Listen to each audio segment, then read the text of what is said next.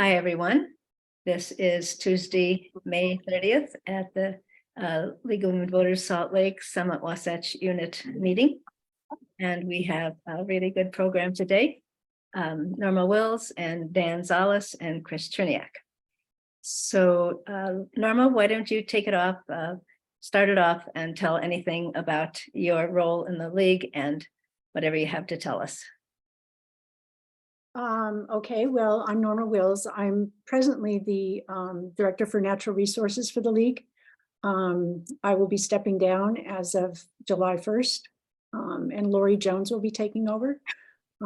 We have a really active umbrella group that sort of guides our program there, and I'll still be involved, but I just won't be taking the lead. So that's who I am. So Jill and Dan asked me to talk a little bit about forestry and wildfire management in Utah. Dan has a much broader national perspective, but he's recently moved here and I guess felt like he didn't exactly understand all of the nuances in Utah yet, which I'm sure he will very soon. But anyway, I'm taking a stab at it. Just as sort of a disclaimer, this is not my area of expertise, but I will provide you with all the websites and resources that I looked into. And I'll just give those to Jill. She can send them out with her notes. So I didn't make any slides. So this will just be fairly brief, but hopefully somewhat informative. So the Division of Forestry, Fire, and State Lands is in the Department of Natural Resources, and they are the agency that manages our forests and wildfire issues in Utah. For the forestry program, their goal is to foster healthy and resilient trees and forests in Utah. The division's fire and forestry staff work together to identify risks, complete wildlife mitigation projects, and coordinate projects within the state and with regional and national partners. They also act as a clearinghouse for grant application preparation and technical expertise for city, county, and more regional entities in Utah. They run several different programs that I think the titles will give you a clue. They have a forest stewardship program. So they use state and private, or to encourage private landowners to more actively manage their forests with their help. I don't think they just turn them loose. So I guess that's a good thing. They also have a forest health program, a forest legacy program to try to conserve private forests that are in danger of being developed. And they have an urban and community forestry program. And that helps Utah communities conduct inventories and manage trees and forests to maximize their benefits. And then they also run a conservation education program aimed at children to increase awareness, knowledge, and appreciation of natural resources and ecosystems, and connecting children with nature and helping people better understand the natural resource issues in our state. There's a state lands component that undertakes watershed restoration.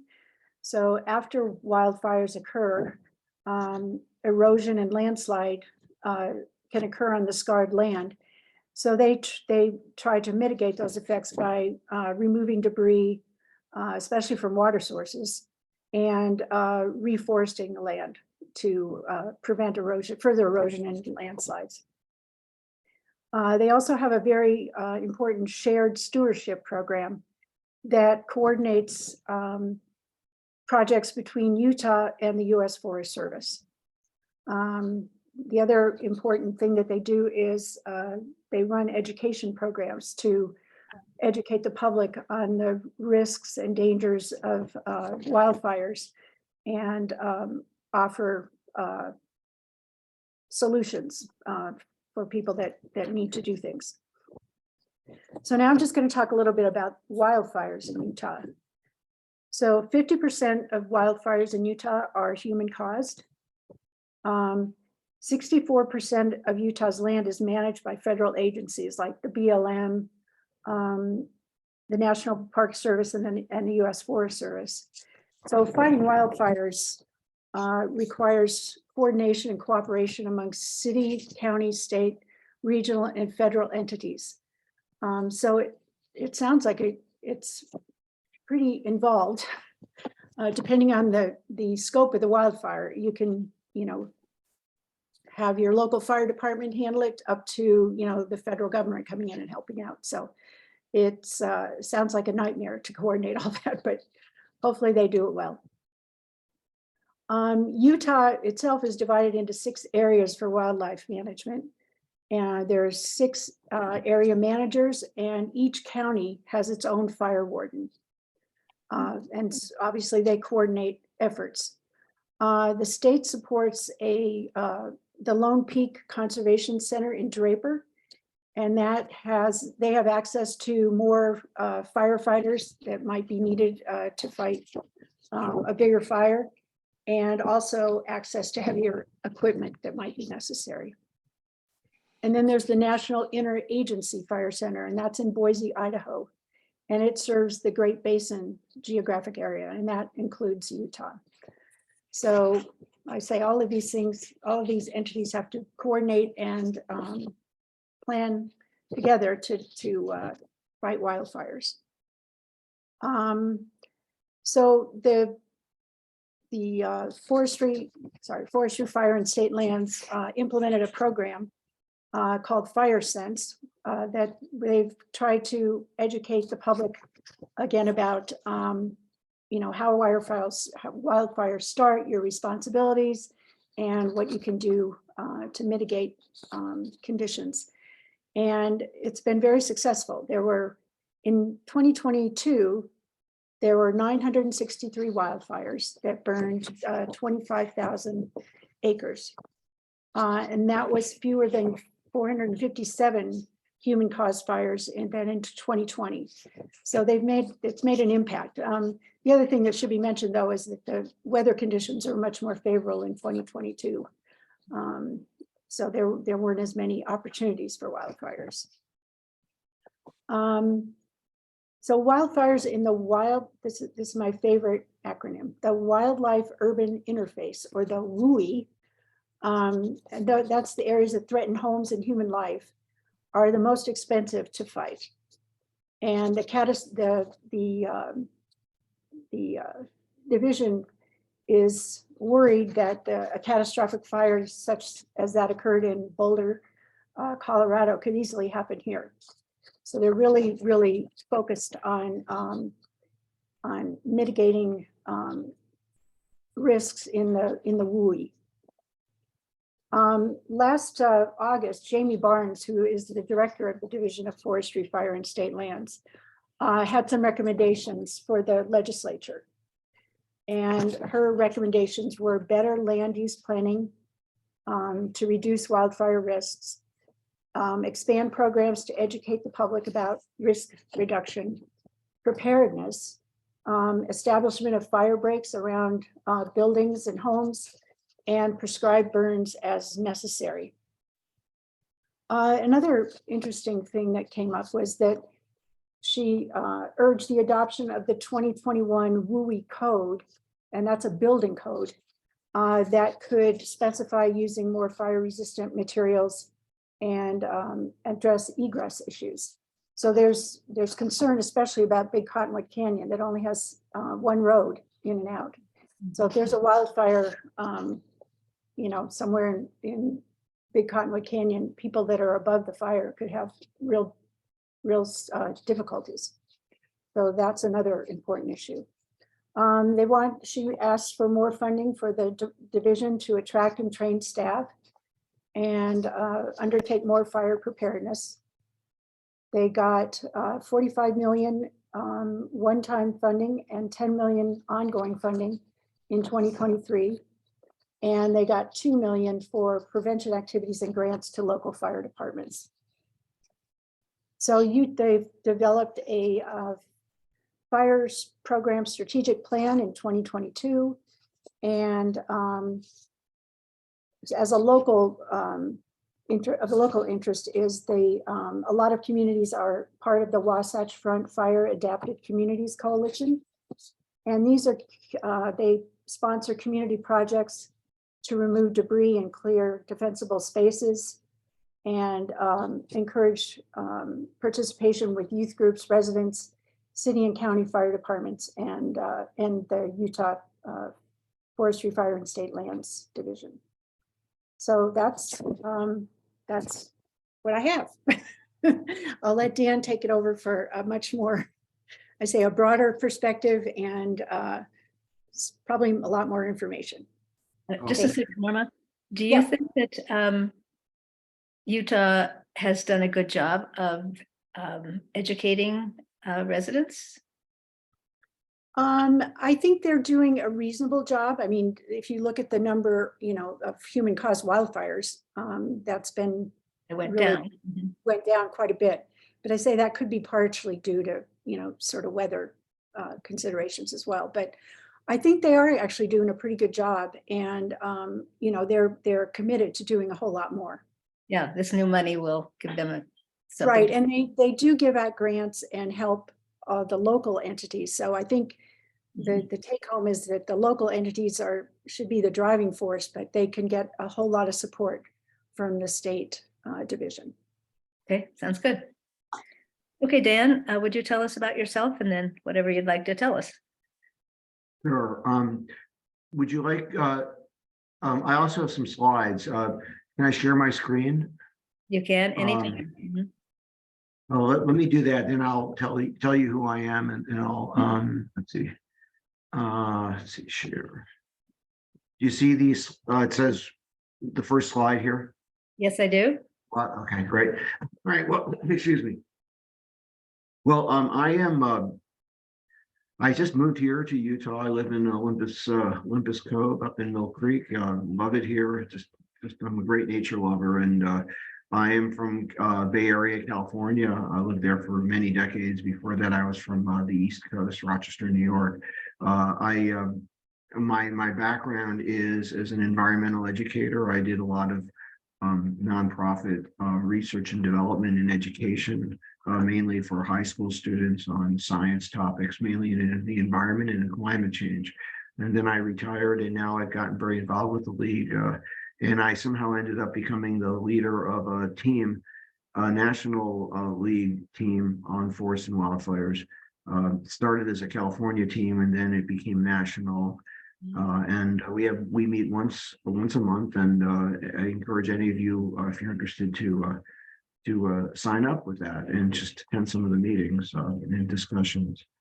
So we're part of the climate interest group, which is an umbrella of a term for a bunch of teams, kind of grassroots teams of league members from different states and communities on climate topics. And in my topic, forest wildfires is one of those. So I'm going to let me tell you about what the goals are for this meeting.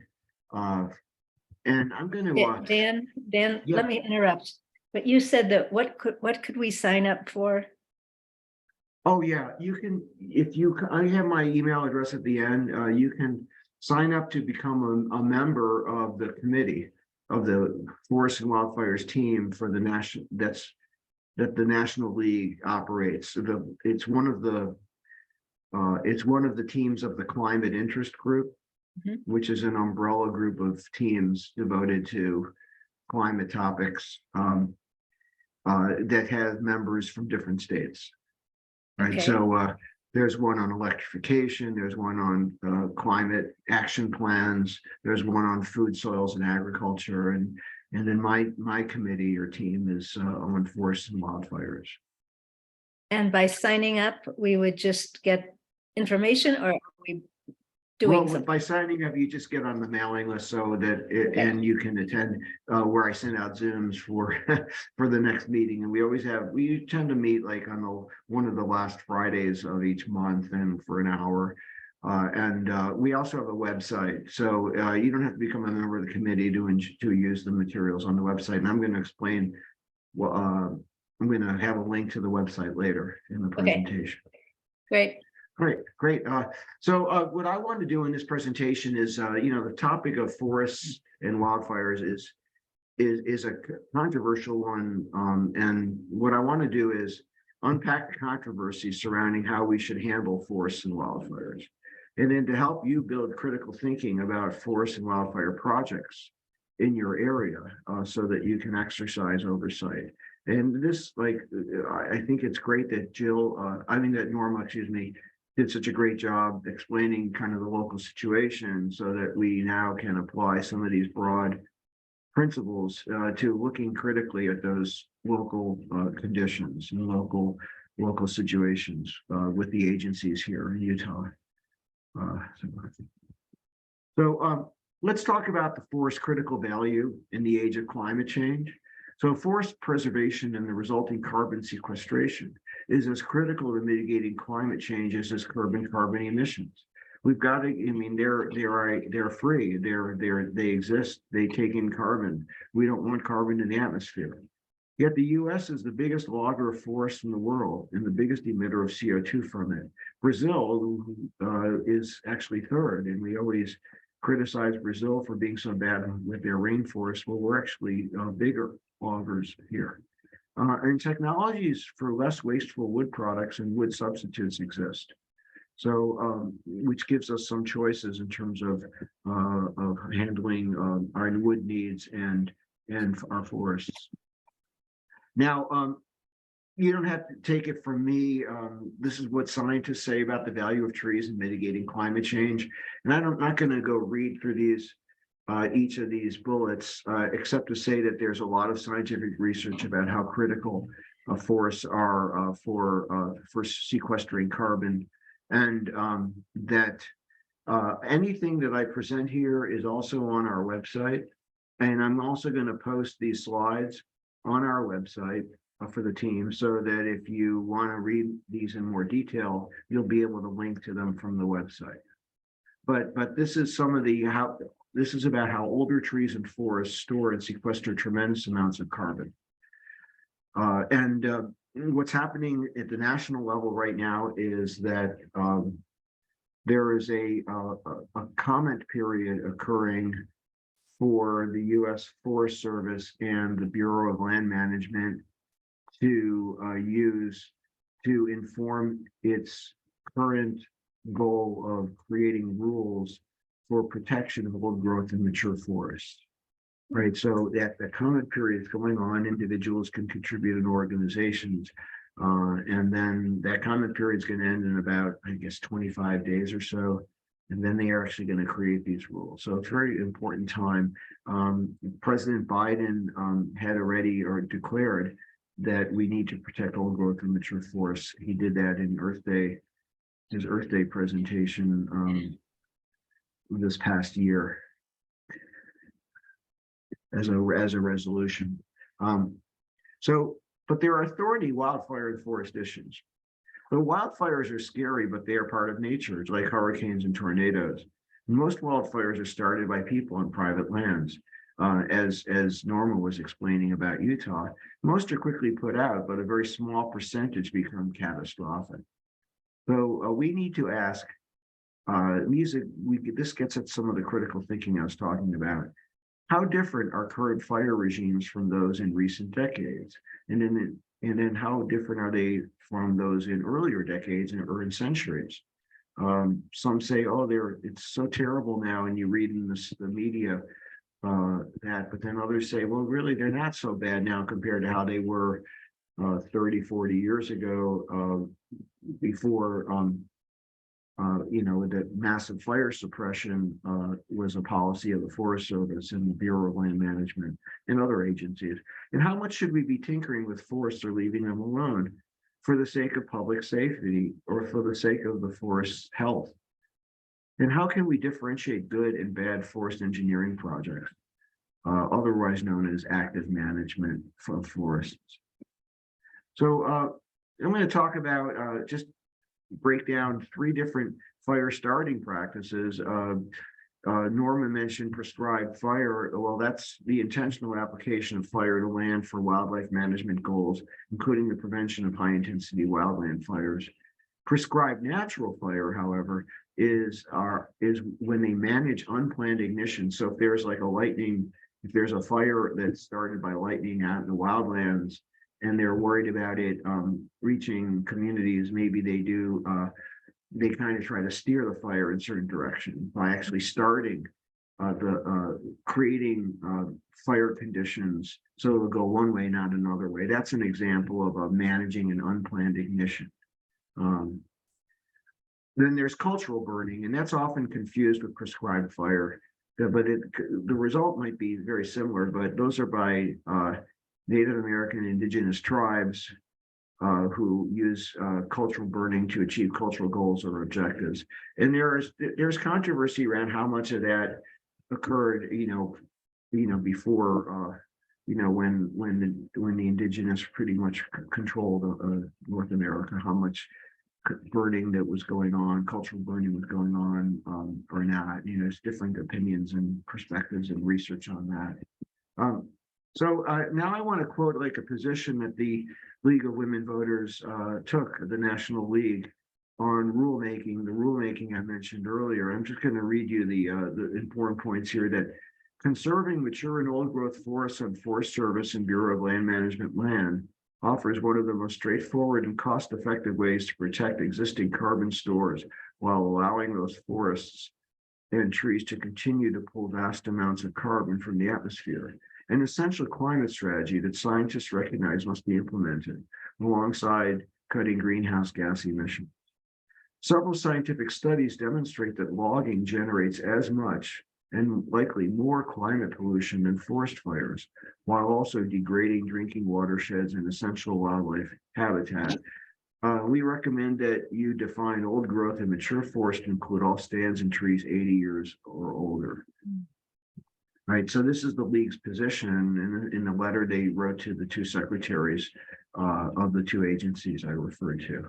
Now, this is important because logging is a very controversial topic.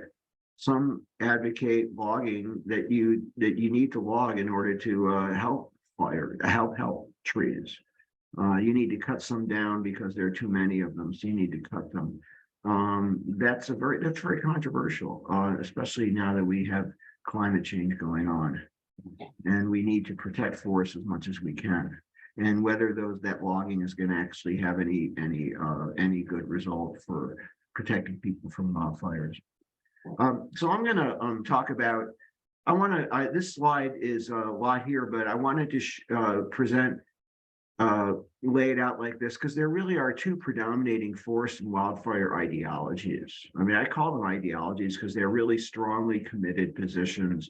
But then I'm going to talk about how there's some convergence. But just to come up with there's a paradigm, ideological paradigm here. We could say active forest management on one hand, and then the conservation pro-forestation on the other. Active forest management. And then each of these five. There are 5 points where you're seeing on a particular topic the two positions. Active forest management is really most politicians, media, forest services, and some environmental groups like the Nature Conservancy kind of are more in that camp, active forest management camp. They say wildfires are bigger and more severe than ever before due to climate change and fire suppression.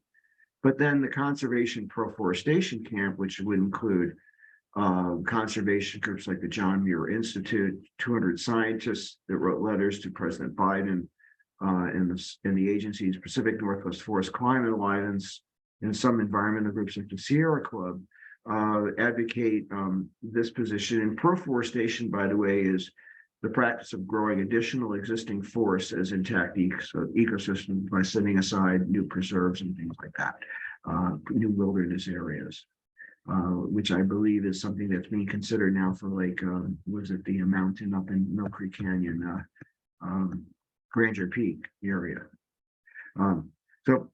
So wildfires are bigger and more severe than ever. But then the other camp says prior to 19th to 20th century fire suppression, wildfires were as bigger and as intense as now.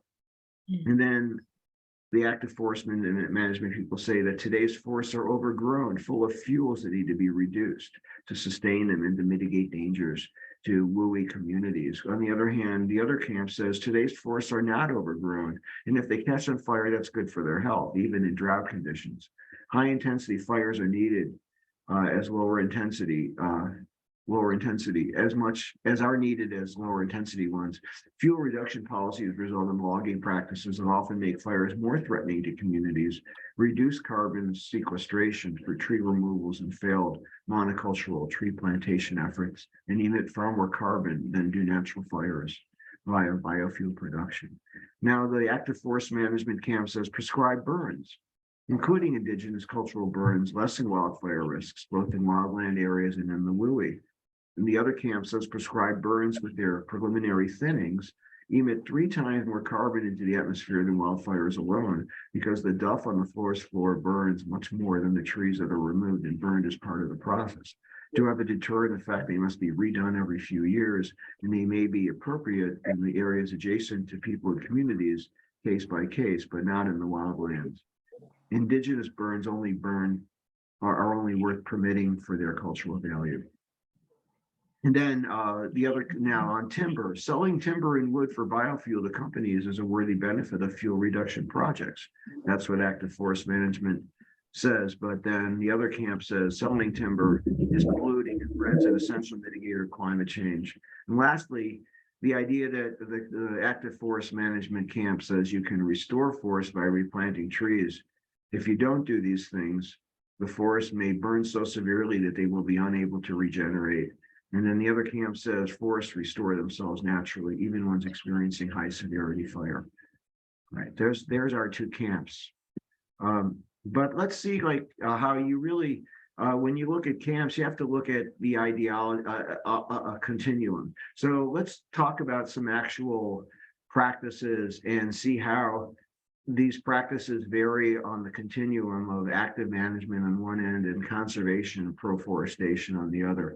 So let's talk about logging in or pruning treatment. So pruning would be cutting shrubs, cutting, little small trees, as opposed to logging, right? When you're taking the chainsaw out and you're cutting down whole big trees, right? So, on one extreme, you have clear cutting, and then a little less extreme selective cutting, including old growth and mature trees. Cutting, but not of old growth and mature trees. You leave them alone, or no cutting at all and let the forest handle itself. So then also on logging and pruning, where do you treat, the area of treatment? So on one extreme, treat all, including roadless areas. Then treat only, as opposed to treating only forests in or near communities and recreational areas. And then treat only the 60 to 100 foot areas around buildings. Those are the different paradigms on that. And then dealing with slash after a fire. On one extreme, you have sell the slash as wood products. Or something a little less extreme would be burn it, but don't sell it for wood products such as biofuel, which is very polluting and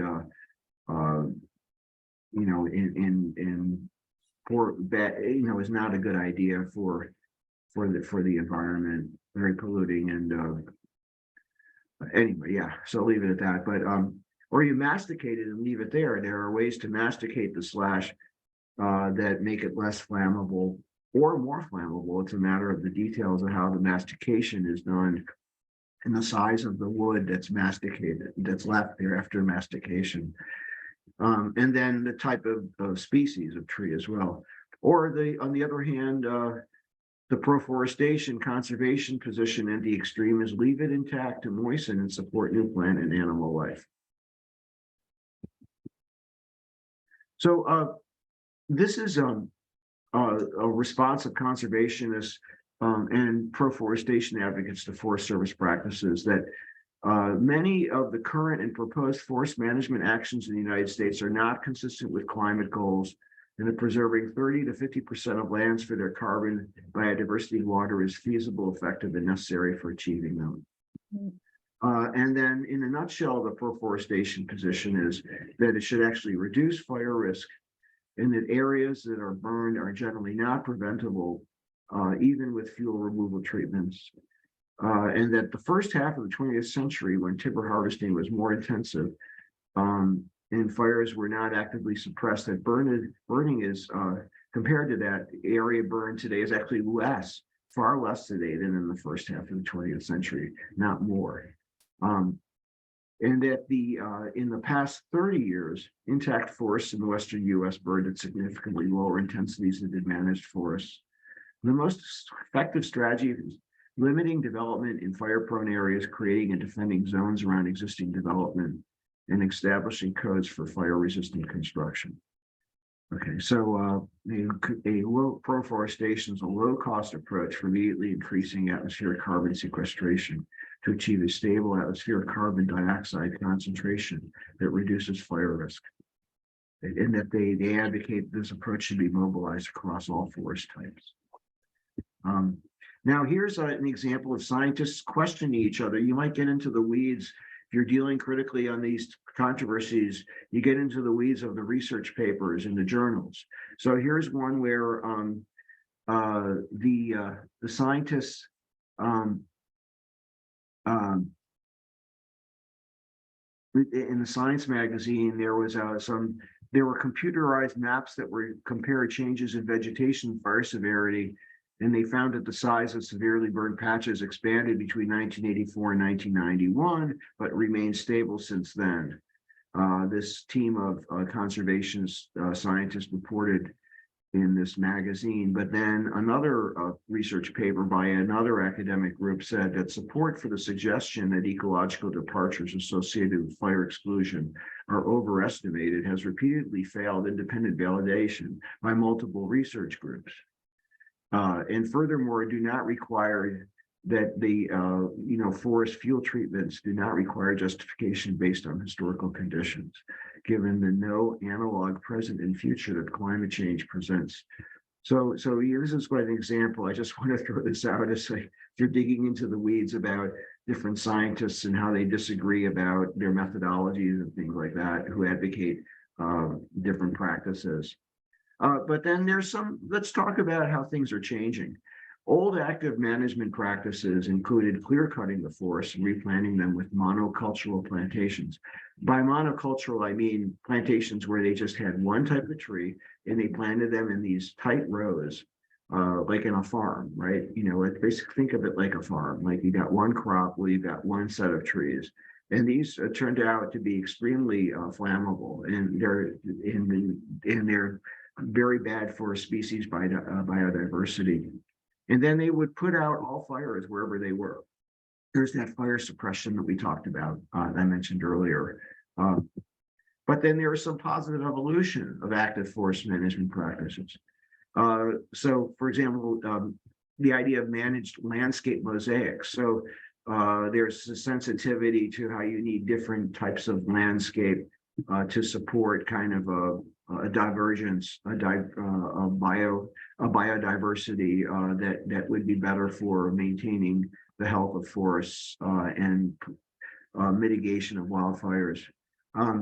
So there's a recognition that it's very critical to maintain legacy old growth forests, even among people that advocate logging and going out and logging. They say, well, we do need to maintain legacy old growth forests. So that's good. And then there's also alternatives to traditional plantations. This slide talks about some of these methods in plantations now, rather than monocultural, but they produce they plant a lot of different species, and they put them in different areas of the plantation.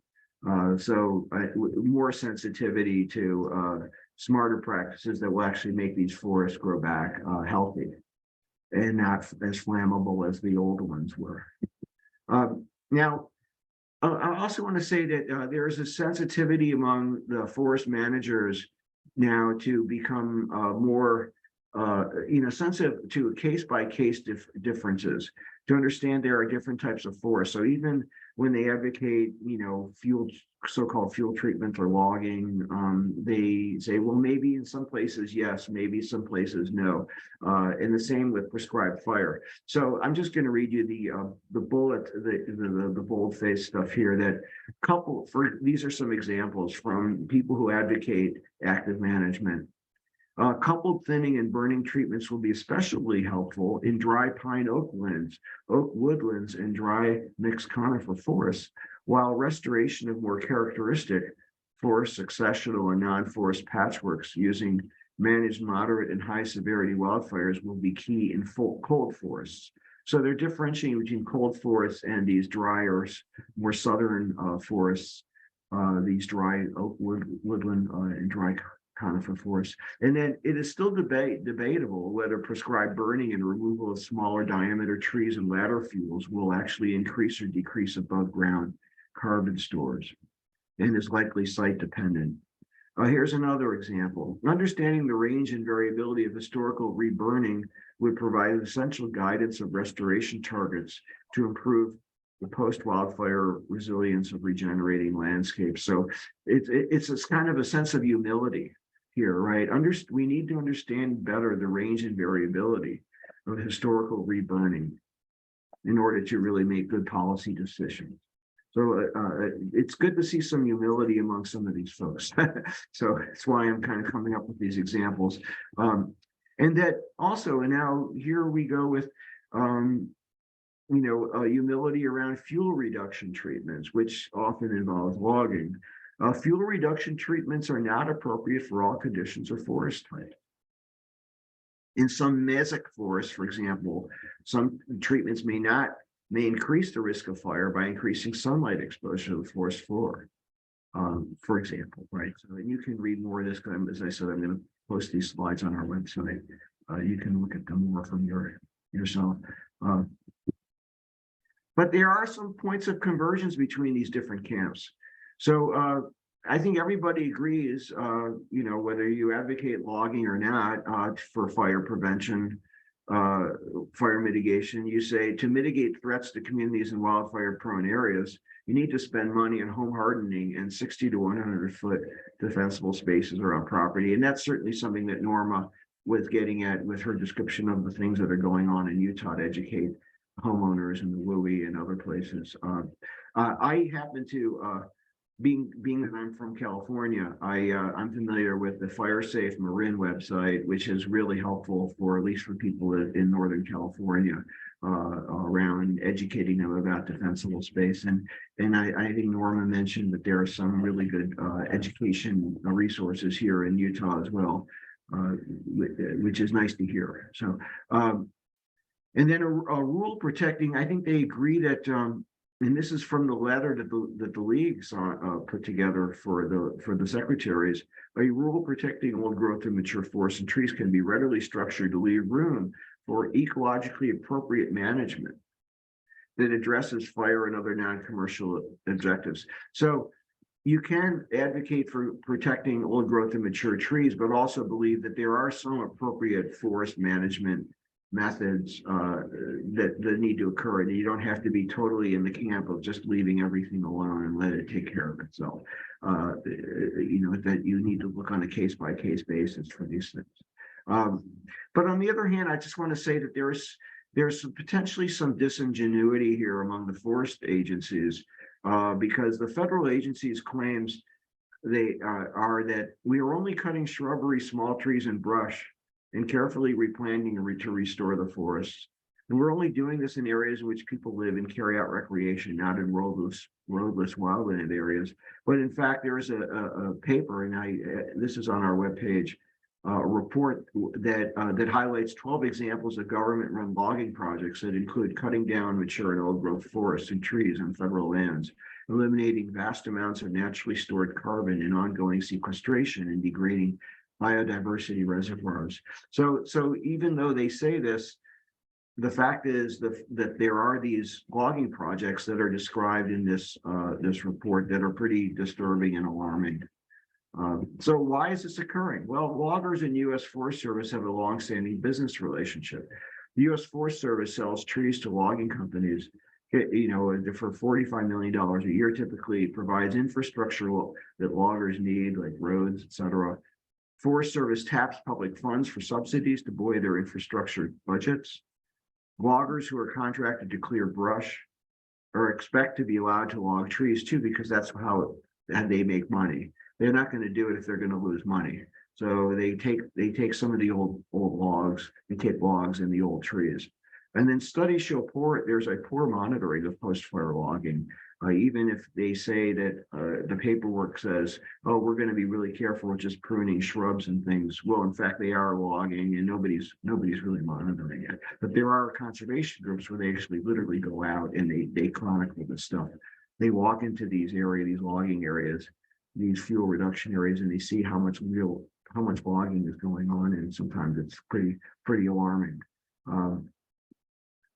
Now, there are also some non-wildfire arguments to be made that are made in support of logging. And I just want to mention these briefly, even though this is not our topic.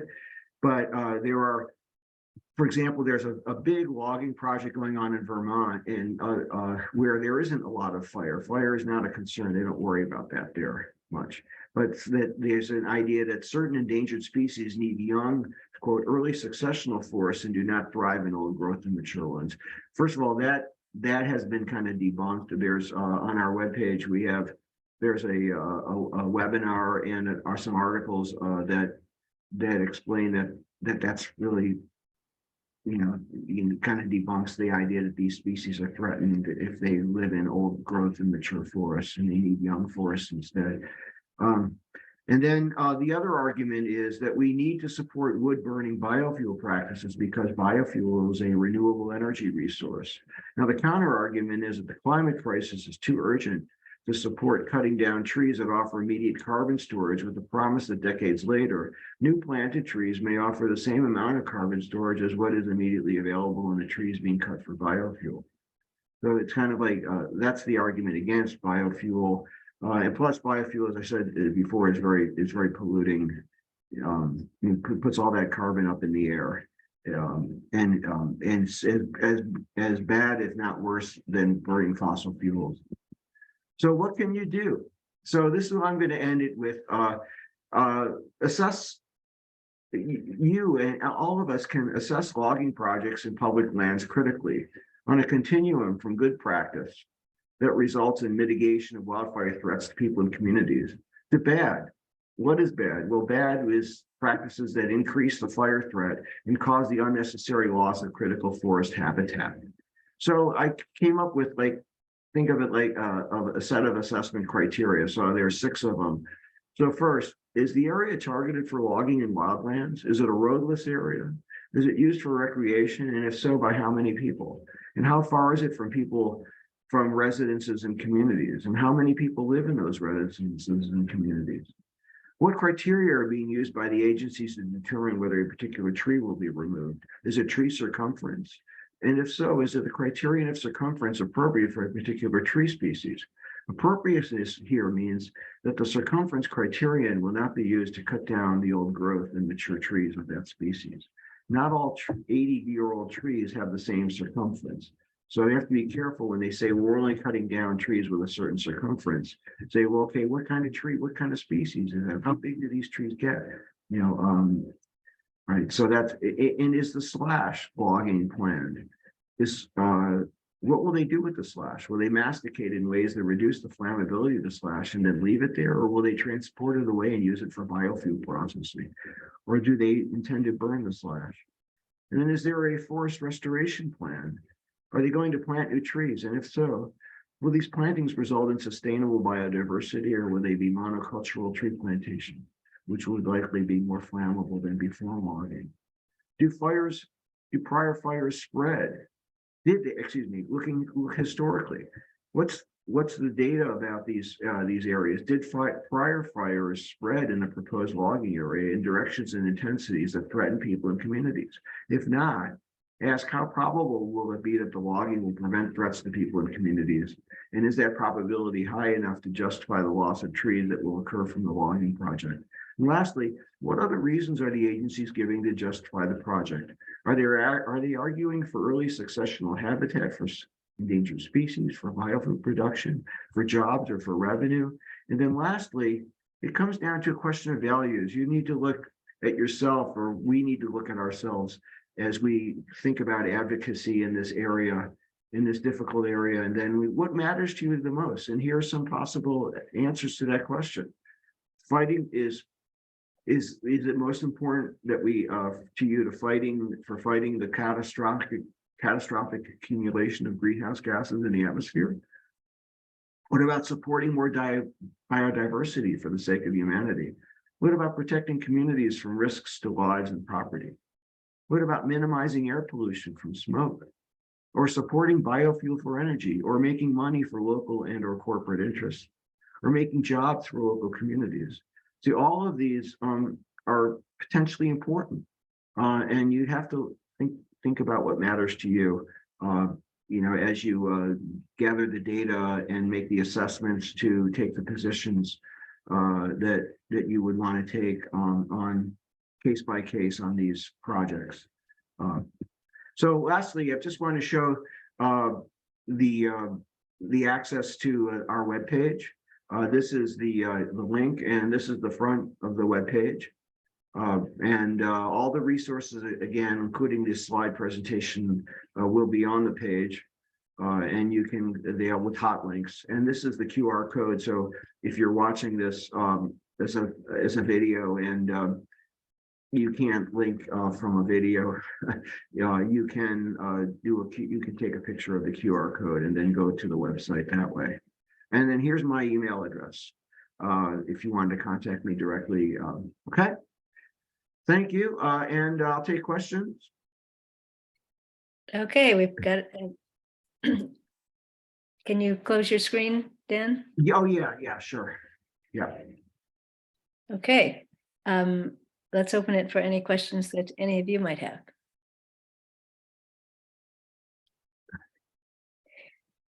Okay, Norma? Yeah, Dan, so there's been some talk in Utah about getting rid of the conifers and replacing them with aspens, saying that they don't use as much water, and that might improve our water situation. Although right now we're in pretty good shape, but long term, Mm-hmm. what do you think of that idea? Yeah, I mean, I love aspens. I love conifers. Also, I think that I would have to research that a little bit more, because I'm certainly sympathetic to any arguments about water. I don't think that, as far as wildfires go, I don't believe, now I might be wrong, that conifers are any more flammable or less flammable than aspens. And there might be advantages to conifers in terms of biodiversity. So I actually don't know, Norma. I'm certainly interested in knowing more. I must say there's a similar controversy, which is a little bit more cut and dry in California, which is around eucalyptus trees, which were introduced. They're not native to California. They came from Australia. But the difference is that eucalyptus trees are really flammable. They're probably the most flammable of all trees, and they're kind of scary in that way. Whereas I don't think spruce have that problem. I must say also that as much as that even though spruce aren't endangered species, and if they are existing living trees, old growth trees, and with the climate crisis that we're in, the more carbon we can sequester in trees, in old trees, for saving us, the better. So it boils down to a matter of, well, if you cut down all the conifers and you wait for the aspens to come up, that could take decades, many decades, yeah. And then where's our climate crisis in decades from now? So what's the urgency? Is it more important? Are we going to save water from the conifers? Is that more important than cutting them down and losing the carbon sequestration that comes with those old trees. And Let's then see if there's any imagine- more questions. Yeah. Anyone else with questions? Yeah, can you hear me? This is Uh-huh. Joan. Hi, Joan. Yeah. Yes, we can hear you. Yeah, so one of my big concerns with all of the wildfires going across the West in Alberta is the smoke and how much that impacts us.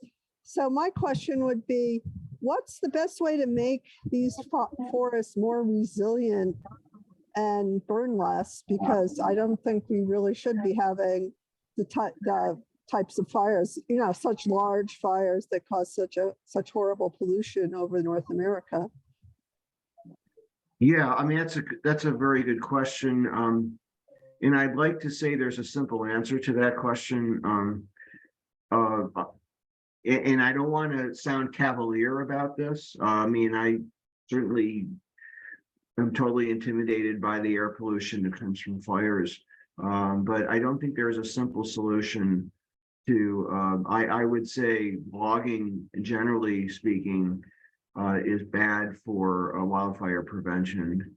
It tends to make things worse, and should be done very.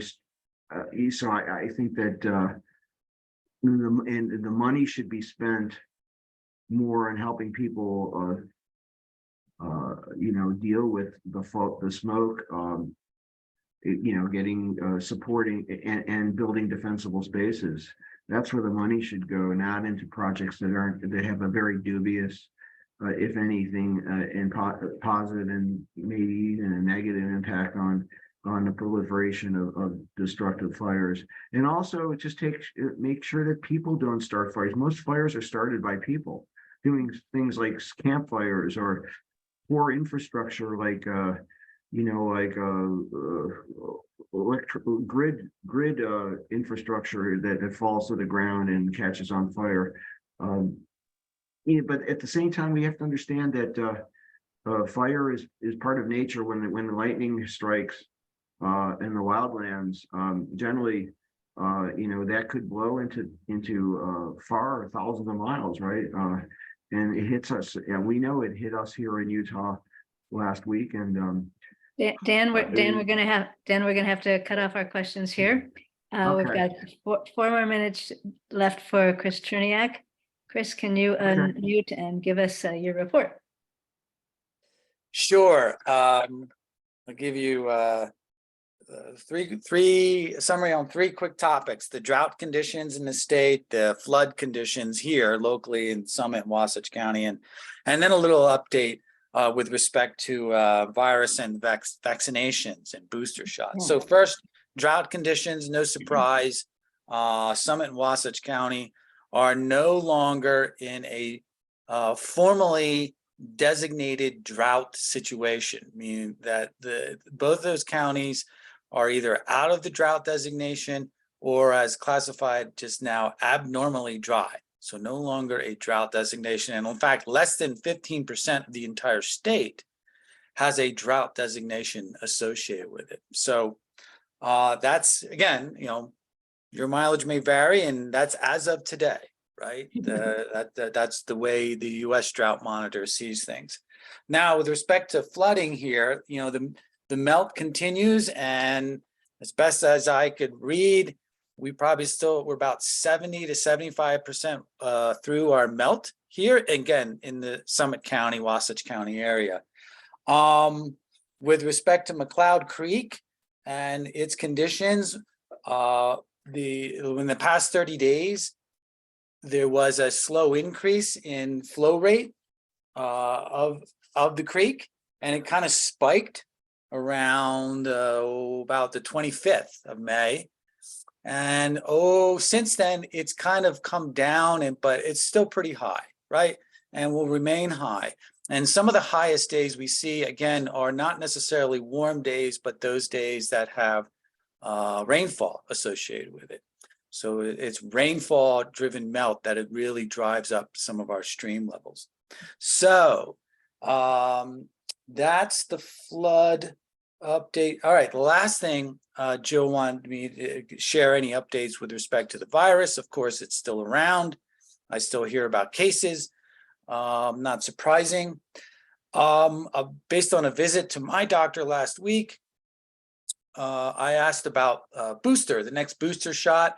The last booster I got was in the beginning of November. I asked him if I should get a booster again, and he said yes, but wait till the fall. He said that way, a couple of things. You can combine it with your annual flu shot, and secondly, it'll be another 4 or 5 months down the road, and the vaccines may even be a bit more robust by then. And of course, during the summer of these past 3 years, we know that virus cases drop because we're more outdoors and we're less in confined spaces. So that's just, your mileage may vary on all this, but that's my experience with respect to booster shots. So I plan to get my next booster sometime in September or October. So that is the update on drought, Okay. flood, and virus. Thank you very much, Dan. Thank you. Norma, thank you. Chris, thank you. And thanks to You're everybody welcome. for being here. Welcome. Bye. Glad to do it. Okay, bye-bye.